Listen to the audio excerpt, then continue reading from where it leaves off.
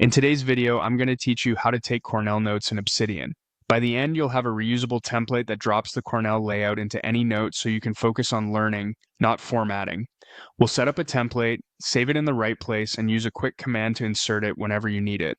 Start by opening Obsidian. If you're new, think of a vault as your workspace and your notes as markdown files inside it. We'll keep things organized so your Cornell workflow is fast and consistent.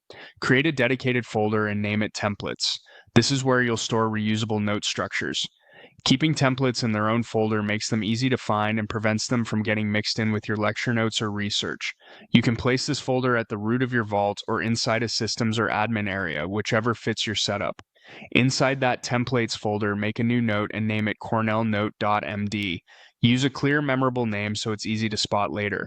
The .md extension just means it's a markdown note, which Obsidian uses by default. Now, build the Cornell layout inside this template note. At the top, add placeholders for a title and date so every note starts with context. Below that, structure the page into 3 parts: a wide right-hand area for detailed notes, a narrow left-hand column for cues or questions, and a summary section at the bottom. You can simulate columns by writing the cues on lines that begin on the left and the detailed notes on the lines to the right, or you can use a simple markdown table if you prefer. If you're keeping it plain, you might create a heading for notes on top, a clearly labeled cues section to the left using short prompts or keywords as you go, and a summary area at the bottom where you'll condense the main ideas in a few sentences. The goal is to make capturing, reviewing, and recalling information quick and repeatable. Once you've typed your Cornell structure, paste or reorganize it exactly how you want it to appear each time. Keep it clean and minimal. The fewer distractions in your template, the easier it is to stick with the method. Save the note when you're satisfied. Create a new note where you actually want to take your class or meeting notes. Give it a descriptive name like the topic or lecture title and place it in the subject folder where it belongs. This keeps your vault tidy and ensures each new Cornell note lands in the right context. Open the community plugins section to get familiar with where extra tools live. You don't need to install anything new for this walkthrough, but it's helpful to know where plugin options are managed, especially if you plan to expand your setup later. Next, open the command palette with Ctrl+P on Windows or Command+P on Mac OS.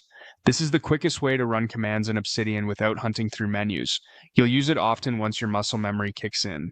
Search for Insert Template in the command palette and select it.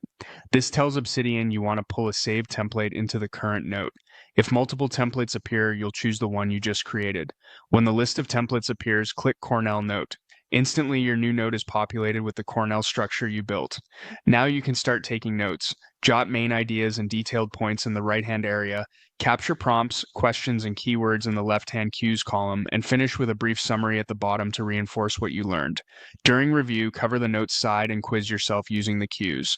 That's the power of the Cornell method: efficient capture, quick recall, and focused summaries.